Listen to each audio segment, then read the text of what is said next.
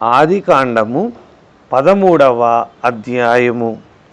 అబ్రాము తనకు కలిగిన సమస్తమును, తన భార్యను, తనతో కూడనున్న లోతును వెంటబెట్టుకొని ఐగుప్తులో నుండి నెగెపునకు వెళ్ళెను.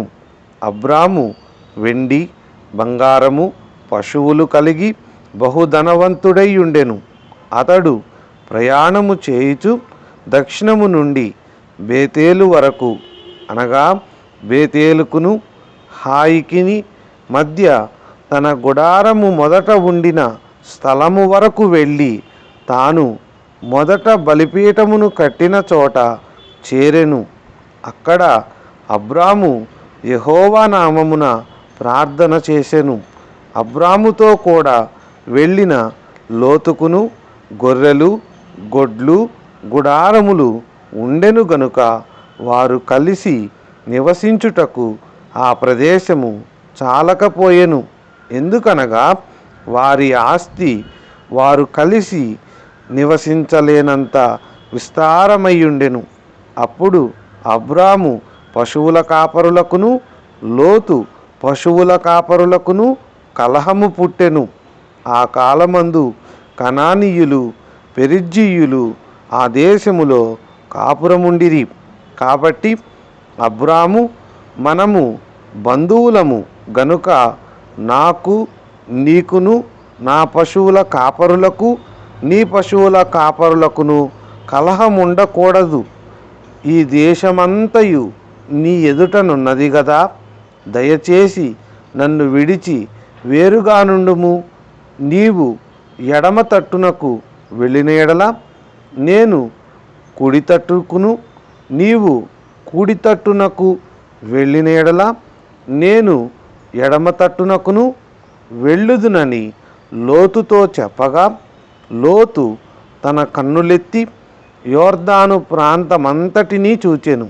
యెహోవా సొదొమ గొమొర్రాను పట్టణములను నాశనము చేయకమునుపు సోయరుకు వచ్చు వరకు అదంతయు యెహోవా తోటవలెను, ఐగుప్తు దేశము వలెను నీళ్లు పారు దేశమై ఉండెను.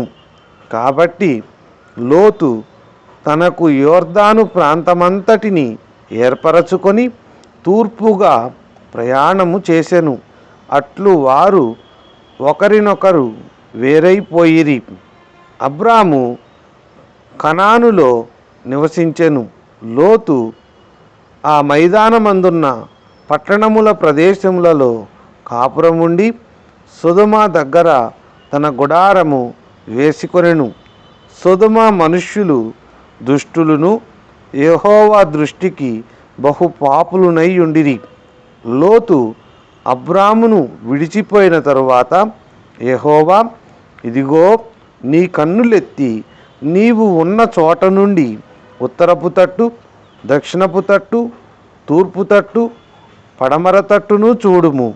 ఎందుకనగా నీవు చూచుచున్న ఈ దేశమంతటిని నీకును నీ సంతానమునకును సదాకాలము ఇచ్చెదను.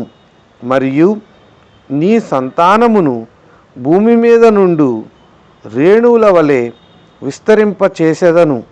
ఎట్లనగా ఒకడు భూమి మీద నుండు రేణువులను లెక్కింపగలిగిన ఎడల నీ సంతానమును కూడా లెక్కింపవచ్చును.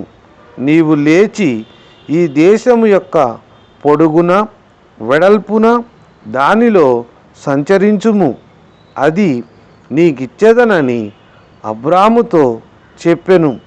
అప్పుడు అబ్రాము తన గుడారము తీసి హెబ్రోనులోని మమ్రే దగ్గరనున్న సింధూర వృక్ష వనములో దిగి అక్కడ యెహోవాకు బలిపీఠమును కట్టెను.